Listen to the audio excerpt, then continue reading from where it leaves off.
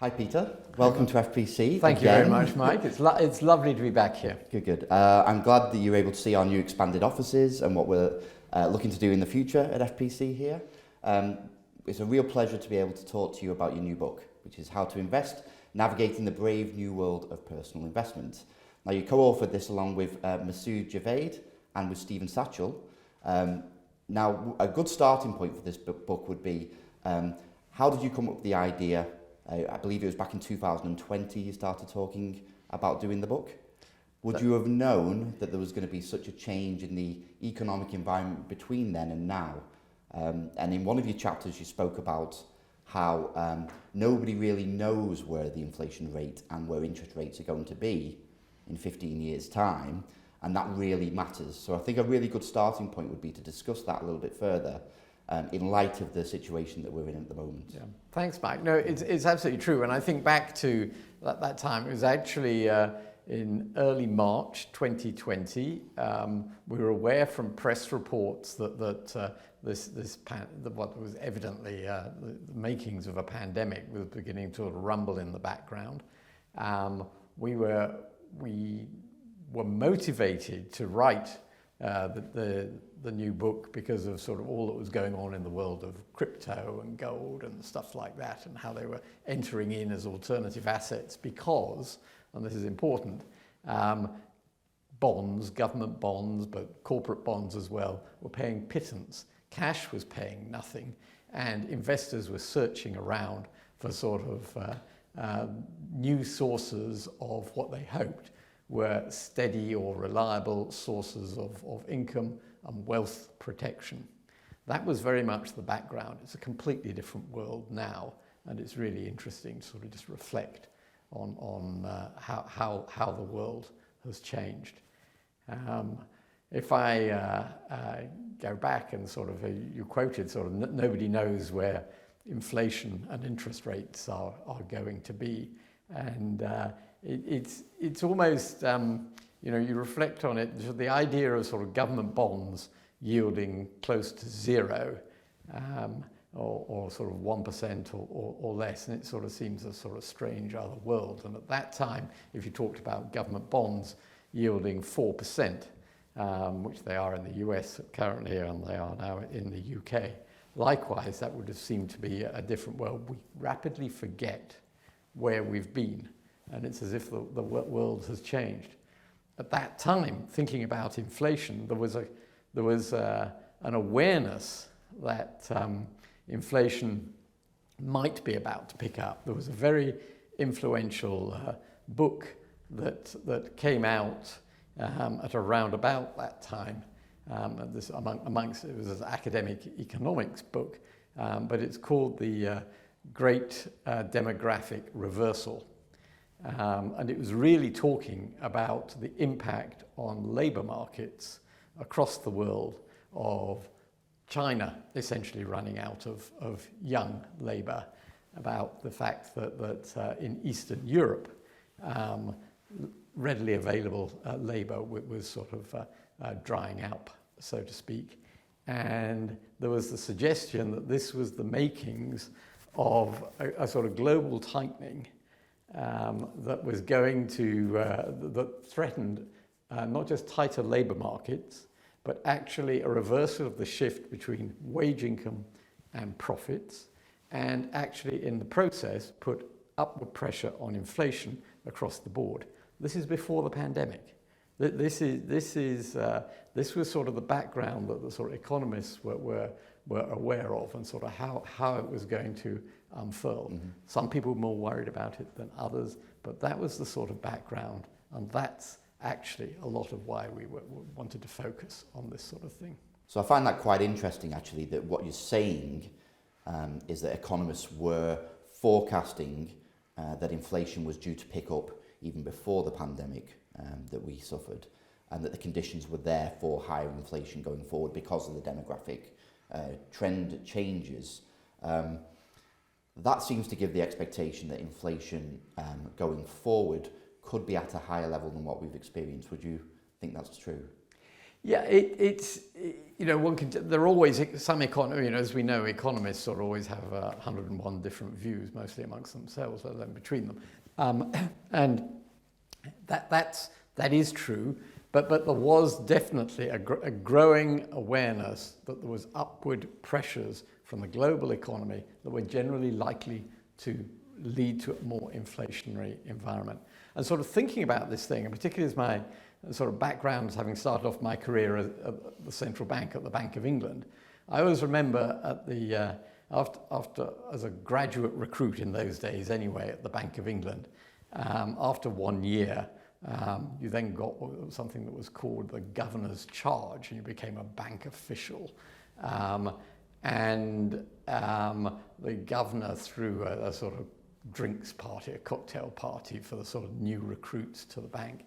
I remember on that occasion that Eddie George, who was then, this is the late 1970s, in charge of financial markets and market operations by the Bank of England, coming around and searching out, as I recall, essentially the economists, those with an economics background, who were there, and basically saying to us, always remember, as a central banker, you have one important mission, and that is to control inflation. Which then begs the question, decades later, did the central banks generally take their eye off the ball? And opinions will differ between sort of the European Central Bank, the Federal Reserve, and the Bank of England. But I think it's really important to bear in mind the whole background of the substantial, massive increase in liquidity that was implied by quantitative easing that followed the decade earlier, 15 years earlier, financial crisis, and how that has transformed balance sheets and liquidity and interest rates being so low for well over a decade, which certainly wasn't expected initially, but eventually came out. And what this meant for easier monetary conditions, in effect, the bailing out of lots of businesses that would otherwise have gone bankrupt, which in turn leads to issues about has that impacted productivity growth, because there's this dead weight of not particularly efficient businesses that survived. But all along, it was sort of storing up easy money conditions for a pickup of inflation. And we should never forget, those of us sort of at a certain age certainly remember sort of Milton Friedman's comments that inflation is always and everywhere a monetary phenomenon, and always look for the inflation background.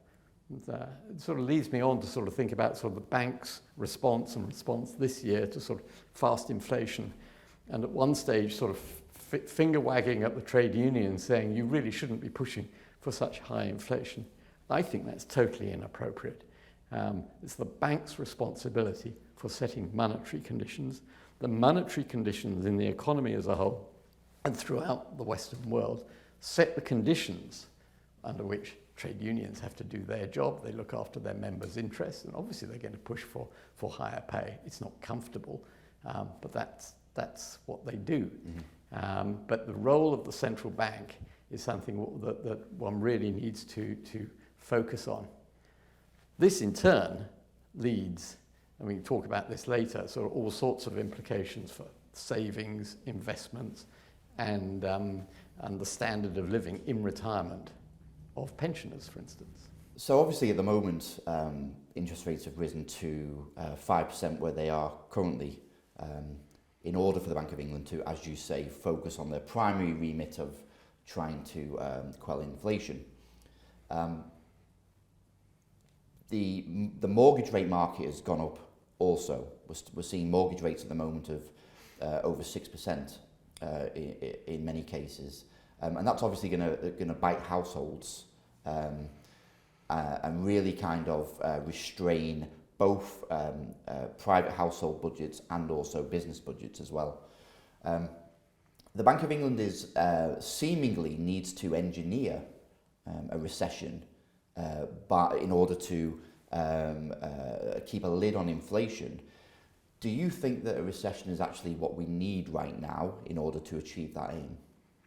Well, Mike, that's a really, really tough but pertinent question. I mean, the role of the central bank is not to be Mr. Nice Guy, but at the same time, to say that we need a good recession to sort of squeeze inflation out of the economy sounds and is an extremely callous thing to say, given what this means for lots of people's livelihoods and inevitably lots of livelihoods of those who already have very little to lose even what they have.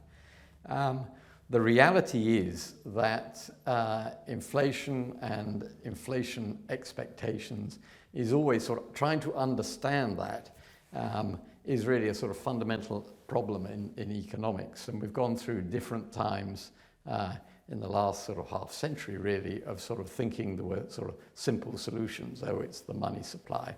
Oh, we need a sort of income, sort of national incomes policy or something like that. Actually, it's very complicated. When I say complicated, not complicated in the sense that people quite understand it, but complicated in the sense that economists don't quite understand it. And it's important to understand that how little economists know, but on the other hand, we do know quite a lot. One of which is, and it was interesting reading some study from a very recent study from the Bank of England on this, that they have been taking a particular focus, needless to say, on inflation and the drivers of inflation in the short term, because we desperately want inflation to come down in the UK, as it has done in the United States, as it has done in the Eurozone. The answer seems to be that the sort of momentum in inflation, sort of where inflation is today, is important for where it will be tomorrow. So you get stickiness in it because people respond to higher inflation as if that is now set. But at the same time, it is true that when there's more slack in the economy, inflation finds it easier to come down. Now, we started off at the beginning of this talk talking about the sort of background of the pandemic, how maybe there was inflation building up in the inflationary pressures building up anyway, and then we get the pandemic. Well, actually, the pandemic seems to have made matters worse because it has tightened the supply of labour just when we needed sort of more. So there appears to be the case that people who were willing to work have opted not to work in quite large numbers, and that actually matters. The fact that there's less flexibility in labour markets matters a lot for wage pressures and also generally for inflation. Added to which, at the beginning of all this, that the UK's ability to sort of have shot ourselves in the foot on various occasions on this seemingly should never be underestimated. First of all, we have Brexit, which has certainly led to inflexibilities in labour market conditions in particular. Then we had the, dare I say it, the Liz Truss Kwasi Kwarteng debacle, and I think that's a fair description of it. From a financial point of view, from an inflation point of view, what matters is that we had inflation pressures building anyway. The short-term result of the market response to their budget proposals was for the currency, the exchange rate, the value of the pound to drop almost, but not quite, to $1, parity with the dollar. I mean, that sounds bonkers, but that's where it was. And what that does immediately is it transfers import prices. Now, a lot of that has since been reversed, but at the time when these inflationary pressures were building up, import prices took off really quite strongly. They should be easing off a bit now because the currency has substantially recovered, but there was momentum there for inflation at exactly an unhelpful time, at the time when inflation pressures were building up elsewhere. And although one can do the accounting and say, oh, well, that's reversed by now, actually it gets momentum of its own.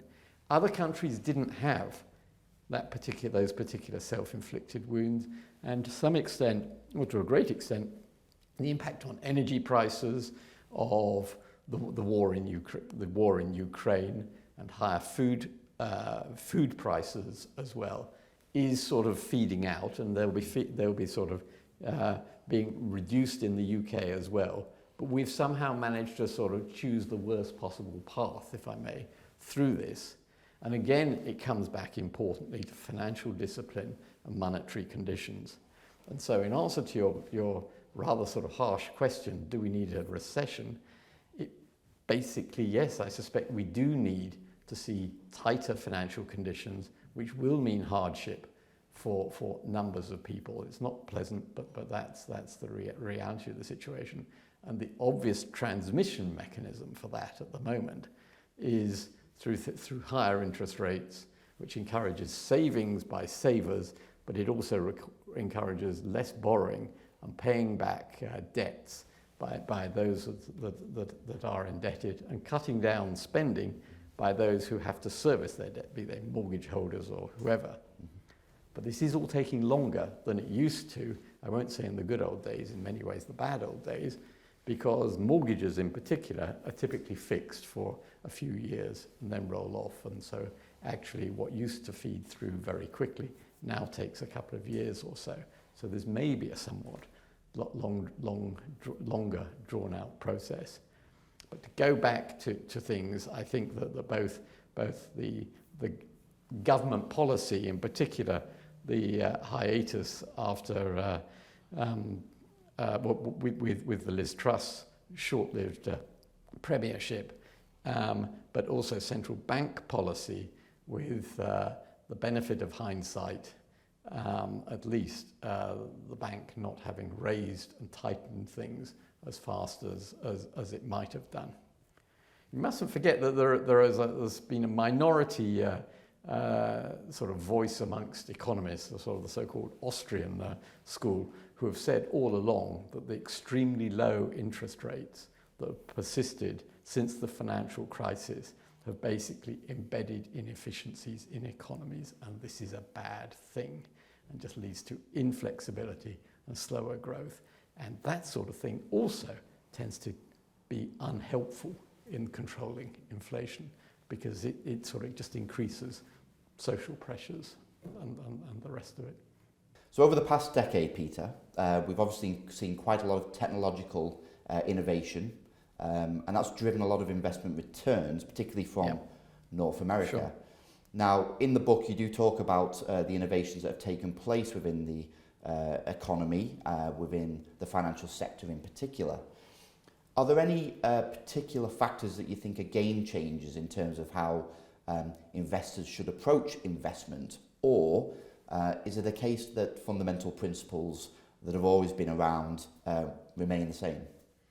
Well, that's a really good question, Mike. And we've just been talking about how the financial environment, in a sense, has completely changed from this long period of negligible interest rates, and in the last couple of years has picked up considerably, and the uncertainty about where they'll settle going forward.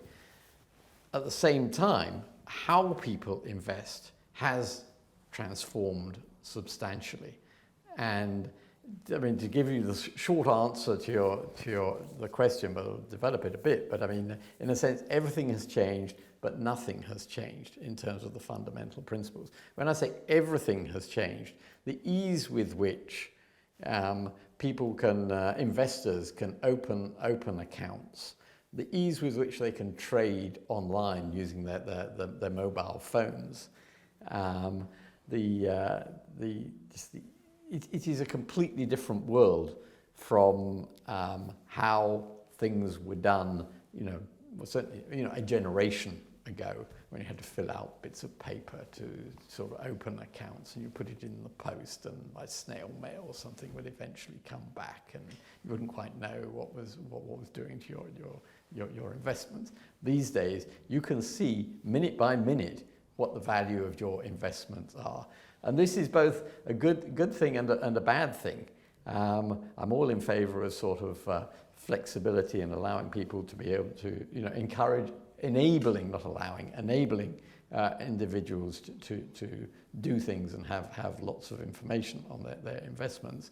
but at the same time, it opens us up, it makes us vulnerable to all the behavioral issues that can be so damaging for all of us, for absolutely all of us. And I sort of think that, that in a sense, there's nothing new in the world. I mean, if you think back to the oft-quoted saga, and we quote it in the book, of Isaac Newton, who one author said, presumably a rational investor. Well, certainly a rational person. He wasn't a rational investor. His time in London coincided with the South Sea bubble. He was already an independently wealthy man because he was a senior official, like he was master of the Royal Mint or something like that. And he was a professor, an academic. Anyway, he managed to lose most of his wealth, supposedly, or a substantial fortune at the time, in the South Sea bubble, because he got envious. He sort of fear of missing out. He at first doubled his money, then took his money out of the South Sea bubble. Then he saw others getting even richer, and sort of fear of missing out sort of drove Isaac Newton in order to invest at the top of the market bubble. Now, this is an important story in many ways, because many of us might think, oh, we're far too clever to sort of think that we would make stupid mistakes like that. Actually, we're all driven by the same human emotions. And it is just, going back to your question about technology, it makes it these days much easier to fall victim, self-inflicted victim, to the sorts of mistakes that Isaac Newton fell to by simply sort of, following the crowd, following what's going up in price. Oh, it's going up. It's a cryptocurrency. It's doubled in value. Look at how much, these mates of mine on the golf course or in the pub have doubled their wealth. Why haven't I done it? Well, actually, what you must do always when investing is A, take time to think things through, and B, and this is really important, and we talk about it repeatedly in the book, is look for substance in any investment proposal. Where's the beef? Is a subtitle of one of the chapters. Where's the beef? And our beef about cryptocurrencies, and interestingly, in a slightly different way, gold, that we can talk about later, if you like, about both of those, is we don't think these constitute substantial investments. And for a substantial investment, we mean an investment that will generate an income that provides a basis for giving something value. An investment gets value from the income and the returns that it generates, whether it's rent from a property, a dividend from a share, or an income stream from a loan or a bond. That's really important to our mind, and technology doesn't change any of that. So it was interesting then that you spoke about the fear of missing out, which has been a phrase that's been used over the last couple of years. Yes. And I think in terms of cryptocurrencies, gold to some extent as well, these fall under the heading of alternative investments, I would suppose, when you're talking about portfolio strategy. So the question is, do they form a part of a standard portfolio, of a standard private client portfolio? Should they hold exposure to these and other alternative investments? The way that we see it at FPC is that you often include different investment types within a portfolio in order to get the benefits of diversification, which are uncorrelated returns. However, something I found really interesting from your book is that you said, quote, that it can be often underwhelming and disappointing that in bad times, these particular investments don't actually offer the uncorrelated returns to what you would consider to be traditional risk assets, such as stocks. Okay, can you elaborate a little bit on the value of that? Yes, sure. This is important because, and it goes back again to that sort of almost a decade and a half when essentially government bonds offered no income whatsoever. Government bonds remain, and we say this in the book, an investor's best friend in bad times. Now, bad times are actually a really important concept, and I think we quote one economist in there who's saying they are the two most important words in investing. You need to know how you will behave and how your investments are likely to behave in bad times. And what do we mean by bad times? In a sense, everyone knows bad times. They may differ from one individual to another, but in essence, they are a time when I think it was Professor Andrew Ang, and also another leading investment author, Ante Ilmanen, have defined them as that period of time when an extra $100 or €100 or an extra £100 is particularly valuable, when you're scrabbling around for cash, wondering where it's going to come from. By and large, if you've got government bonds, so that's UK government bonds are called gilts, or in the American investor, US Treasury bonds, or continental European, German government bonds. These are bonds you can always sell, and you always have been able to sell. They typically, in very bad times, they perform the traditional diversifying, uncorrelated, as you say, role of actually performing well when other things do badly. Now, that's not to say they don't have risks. They do. They're very vulnerable to inflation, seriously vulnerable to inflation. But in a time of sudden collapse in values, which does happen from time to time, and we never know when it's going to happen, and we never know what's going to cause it, but it happens. We know it happens. It always has happened. It will happen in the future. And we need to know that our standard of living is not going to be threatened by those sorts of things. And the best insurance policy you can have is actually a holding of government bonds that provide you, or ready cash, which is another subject we might come on to, which provide you with the means of providing cash in order to meet whatever the commitments are that you have for the period of time. So where does gold and where do alternative assets fit into that portfolio strategy as a diversifier? Let's talk, excuse me. As a diversifier.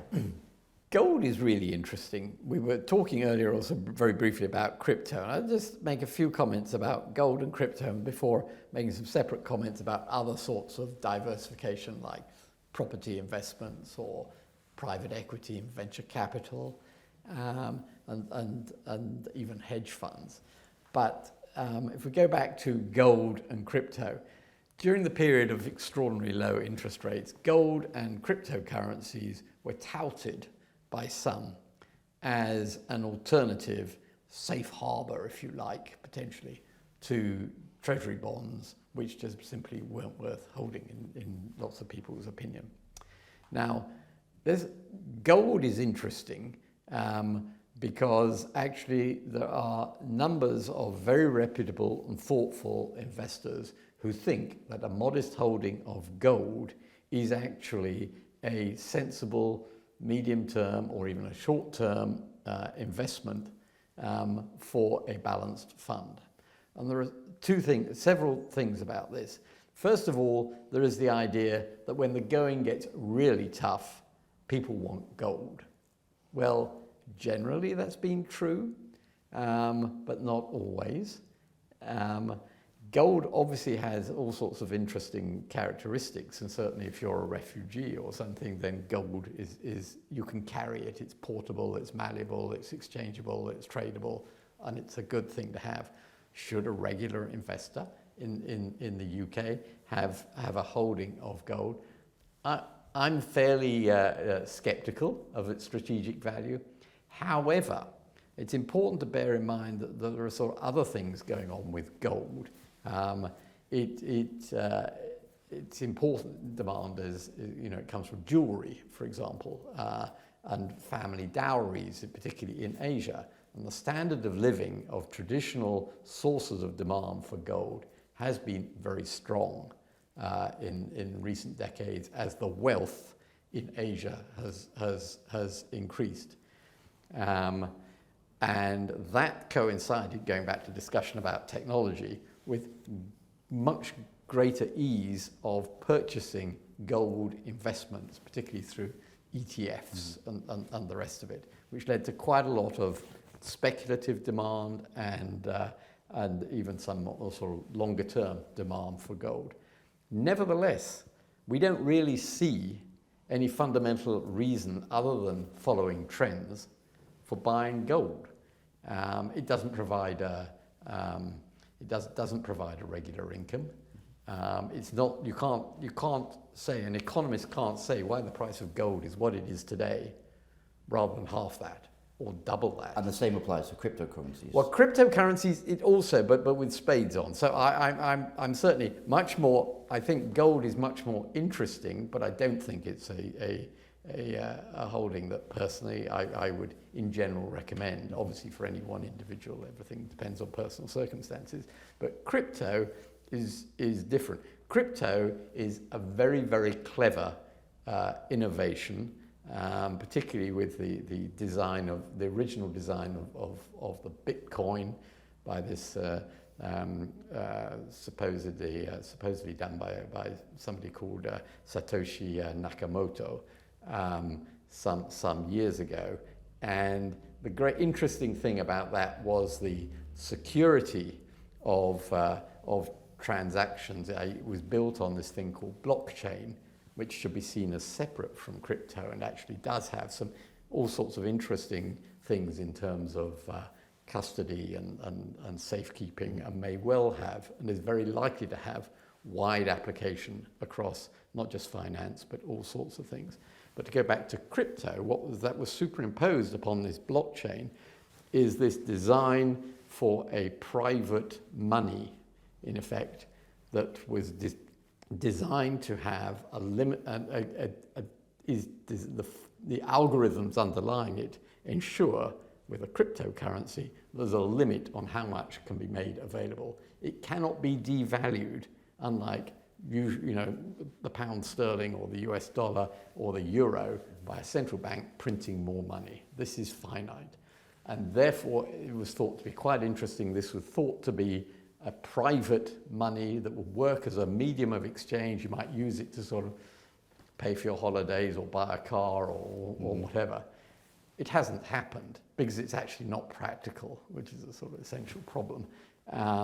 And the issues of fraud and the rest of it, we're not talking specifically about Bitcoin, but generally with cryptocurrencies, have been rather more present than the original designers would have hoped.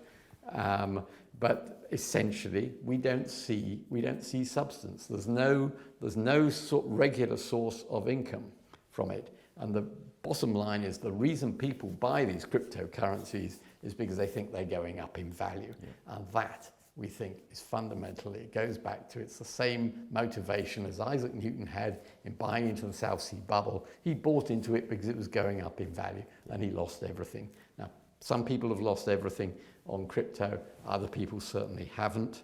And there's still both a huge number of cryptocurrencies, which is quite interesting. So there's nothing unique about a cryptocurrency. There's always a better mousetrap, possibly just around the corner. But we don't see value in it, and we don't like things whose main attraction is that they go up in value. And in times of inflation, we were talking earlier about gold, yes. How gold is often seen traditionally as a store of real value and protection against inflation. Yes. Which is obviously one of the biggest questions which investors are asking now. Do you want to talk a little bit about that? Yeah, no, gold again is really interesting. I mean, on the one hand, it looks like the safest of long-term investments, but this is very long-term. There was a really interesting article that was done 10 years ago or so by a couple of American finance academics who compared the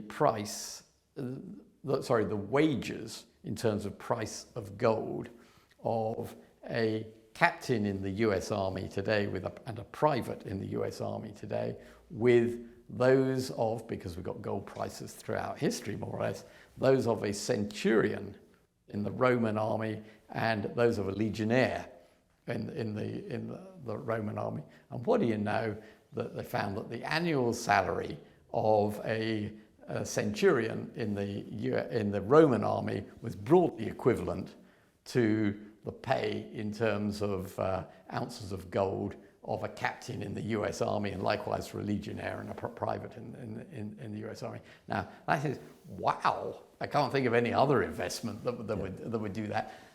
That's fine, but okay, so you're reasonably sure that although, people like we authors might say, oh, we don't know why, it's just some massive long bubble. And somebody, actually, one economist whose way of thinking about these things is similar to our own, if I may put it that way, described it as a sort of 7,000-year bubble. Well, fine. But the reality is, though, that if you have an investment in gold, you cannot be at all sure what its value is going to be in 10 or 15 or 20 years' time. It will have value, but will it be more, or will it be half, or will it be double what it is today? There's no basis upon which There's to no value basis it. on which to value, but the trends in terms of jewellery demand may look quite promising, and seemingly the supply is quite constrained also, which is another angle on the story. So gold is interesting, but it's not a reliable diversifier over any time period that is relevant to people. But it can be quite interesting as a sort of a medium-term view on where things might go. I think it's quite interesting to link that to some of the comments you make in your book about how when you are investing in any particular asset class, you ask yourself the questions of why you're doing it. Yes. Right? You ask yourself the question of what is the basis of this investment? Yes. Am I going to be able to sell it? Yes. And I suppose more importantly, what purpose, as you alluded to before, what purpose does this investment have in the bad times? And if I did need to sell it, could I sell it at a reasonable price? Yes. And those are all factors that I think when you approach any investment, be it cryptocurrency, be it gold, be it a government gilt, be it an exchange traded fund, what is the purpose? Why am I doing it? And what is the liquidity profile of it? Exactly. This is really important, Mike, and thanks for picking that up, because again it goes back to this question of diversification, and particularly in so-called private markets. So for things that aren't quoted on the stock market, something may sound like a useful diversifying investment, but often what has been found is that such diversifications actually are least helpful when you want them to be most helpful. Yes. And above all, there's questions of liquidity. Property is actually, property investments are quite an interesting sort of example of this. We have in the UK is a particular case on this. We've got lots of so-called we've got lots of property funds whose valuations and the prices on which you can buy and sell them are essentially set by valuers' estimates of value. And on the other hand, you have this new kid on the block, if you want to call that, but they've been around for sort of 10 years or more, real estate investment trusts, and a number of property funds have converted to real estate investment trusts. Now, the thing about a real estate investment trust is that it's quoted on the stock market, its price zooms around in a way that a property unit trust doesn't. But a real estate investment trust has never had to suspend purchases and sales because everyone's trying to get out. Its price just goes down. Whereas there are property unit trusts, there are endless examples of funds that are so-called gated sales, so you can't get your money out. You thought it was a diversifier, but then you can't get your money out because they won't let you out because too many unit holders are trying to sell out because they think the property market is heading down, which it may well be. And the reason you want to get out is implicitly because you think the valuers haven't marked it down as far as they should have done. And the reason is because in bad times, you value cash especially highly, which means you're willing to take a markdown in price, which the valuers who know and love their buildings say, well, no, this is worth more than that. Well, actually, I want my cash out. I don't mind. And that is the recognition of that, which exists on the stock market, but doesn't exist within these property unit trusts, which is the key.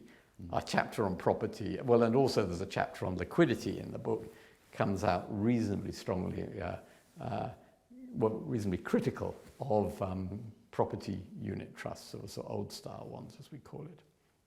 We don't think they diversify in the way that an investor ought to want a diversifying investment to help them in bad times. So one of the questions we get from investors at the Yes. moment, and I think that many people are asking the same as well, is cash, the returns on cash for the first time in many years, a decade plus, are actually relatively attractive at the moment as interest rates have risen.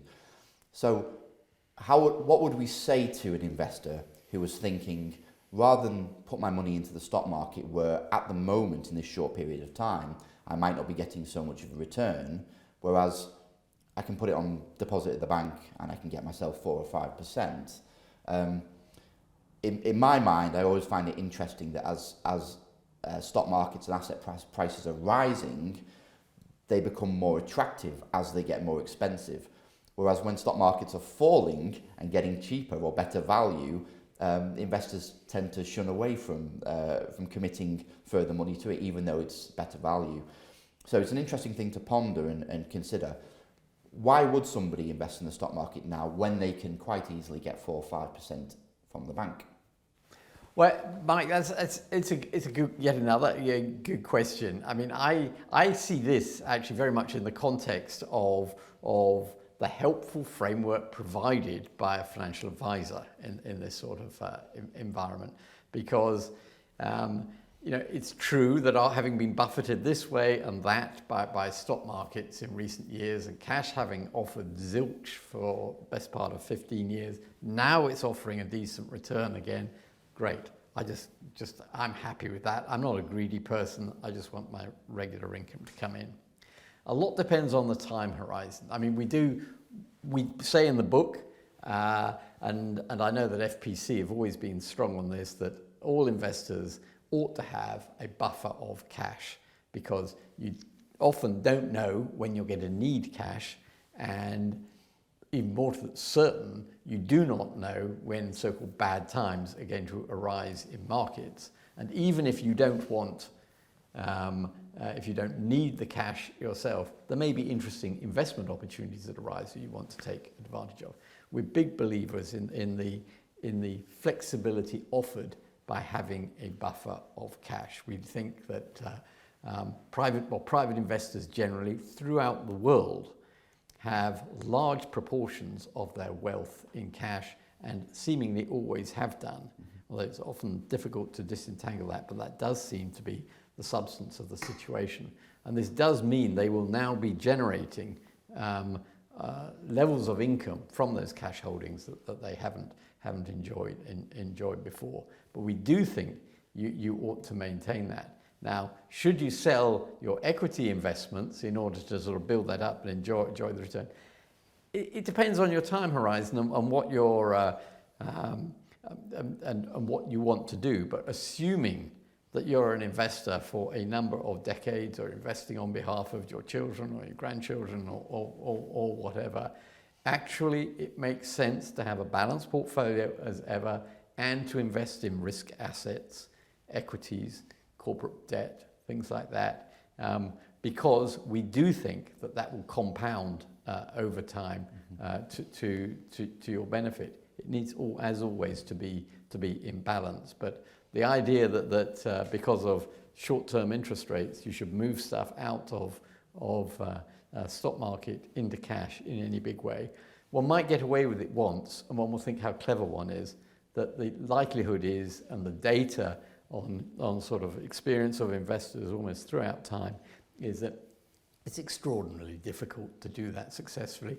Very few do, and it's wisest to assume that one isn't that either a very unusually skilled person or more, or just lucky person who manages to get it right. You have to assume the default is you'll get it wrong, and actually you can do a lot of damage, and there's almost nothing more damaging than being lucky on something like that, because it encourages what we would consider to be unstable behavior going forward in the future. So you mentioned there, Peter, about having an advisor relationship in order to best steer as to whether you should be investing, what level of cash you should be holding, what your risk profile should be. In your book, you refer to an advisor as being a steady hand on the tiller. Can you explain a little bit more about how an advisor can benefit you as a personal investor? You also mention within the book about how, or you question rather, am I able to trust my own decision making, which is quite an interesting thing. Can you explore that a little bit for us? Yeah, this is a really important and amongst sort of any group actually a fairly controversial subject amongst private individual investors in particular. One thing you said, an advisor can be a steady hand on the tiller. You missed out on an important word, and that is a compatible advisor. You have to sort of get on with the advisor. You have to share their ethos and what they're trying to do, in order for you to feel comfortable and sort of share what's an intensely personal relationship, and it really is, and that advisors don't underestimate that. I mean, this is something that they are well aware of. But the important thing, one of the most important roles of an advisor, and I've seen this working with financial advisors, both, but I mean in the UK and in the US as well, is that one of the most important roles is in bad times, when an advisor will know why an investor's strategy is what it is. Assuming the advisor will have helped the investor set it up. They will be able to remind the investor why it was set up in that sort of way, mm-hmm. and why the best thing to do is to do nothing. Now, this advice will cost nothing. It will probably be the most valuable advice in many instances that an advisor ever gives or a investor ever receives. Do nothing. Go and play golf for the day. Don't read the paper, or don't listen to Fox News or MSNBC or whatever it is in the States. I mean, just go and do nothing. Mm-hmm. And that's often very difficult for people. But the likelihood of being caught out, this is particularly in sort of very bad times, is really very strong. And I want to sort of emphasize on this, because if you do decide in bad times to change direction, because help, I didn't realize I was running this much risk, you have to be aware that the costs of doing anything are probably, particularly of selling, are probably very much higher than they normally are. Not only are prices down, but actually the transaction costs of doing anything are probably much higher. Liquidity dries up, because there are probably hedge funds who are trying to unwind positions or something at exactly the time that you are. Now, one of the great advantages that private investors have over hedge funds and all these market professionals, everyone thinks that, we're the junior players here and we haven't got all the information they have and they're clever people. Forget that. The great advantage that private investors have is that they have this buffer of cash that enables them to see through these bad times. Mm-hmm. Hedge funds don't have that. Mm. If they have to change positions because the markets have gone in a way that they didn't expect, they have to respond immediately. You don't want to get involved in that sort of shenanigans. You don't want to be on the sidelines being buffeted by the lousy terms that they are having to accept. You just draw down your cash, see it out, come back in a month or two's time when, insofar as liquidity issues across the market have caused problems, they almost certainly will have unraveled. That's not a forecast, but if it's a liquidity issue, it will. Prices may have adjusted, but you will have been able to just take time, pause for thought. That's what the cash buffer is there. And that, plus a friendly word with your advisor, will see you through a few months. If you still want to change your direction, fine. Do it a few months out the far side, but don't do it just as the trouble is unraveling. I think you and I, we've known each other for a few years now, and we've discussed in depth the robustness of the FPC investment process. And to your point then, quite often it's not so much a case of what should you be doing, but rather what shouldn't you not be doing. And there's been so many temptations recently in the market for activity to be undertaken for activity's sake. Once you actually sit back from that and you can have a sounding board with an advisor, the benefits come through, or actually the right answer might be not to do anything, as you say. So Peter, bringing the conversation back to your book, which was a very enjoyable read. Thank you. I learnt a lot from it, and it really supported a lot of the philosophies that myself and FPC hold, as you might imagine anyway. Are there any key messages that you would like the audience, people who view this, to take away? Well, that's it. The opening chapter of the book, actually, in the introduction, we almost give the conclusion to the book. The conclusion of the book almost comes in the first few pages, in fact on page 3 rather than at the end of the book. But we list out 18 key principles, if you like, that ought to guide a personal investor, or in fact any investor. It doesn't matter whether you're investing, a few £100 a month or billions and billions. The messages are basically the same.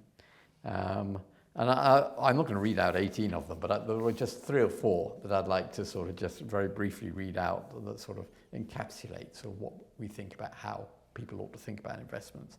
The first is always look for the substance in any investment proposal. That's the where's the beef question. Second one is, and this is really important, if you see easy money to be made in the stock market or anywhere else, you have not looked hard enough. Please bear that in mind. I'm not talking about, but just generally, investors. Third one is star managers don't walk on water. Then be modest in your expectations for investment returns, and over time, compounding will look after you. Have a steady investment strategy, and compounding will look after you. And then finally, a couple of others. Property, which we haven't really talked about, but we say property is at the heart of everybody's finances and well-being. And it's really important to think of that as part of one's assets. And then finally, bearing in mind sort of those pictures one might have hanging on the wall at home, or the classic car in the garage, or whatever it is, investing in things you enjoy owning or supporting gives you more than just monetary rewards. Don't think of them just as a way of making money. Sure, you may do, and then you can congratulate yourself on your great skill or luck or whatever, but enjoy it. And that's the great thing about emotional investments. They're there to be enjoyed, not to make money. Mike, thank you very much indeed. Thank you, Peter. It's been a pleasure.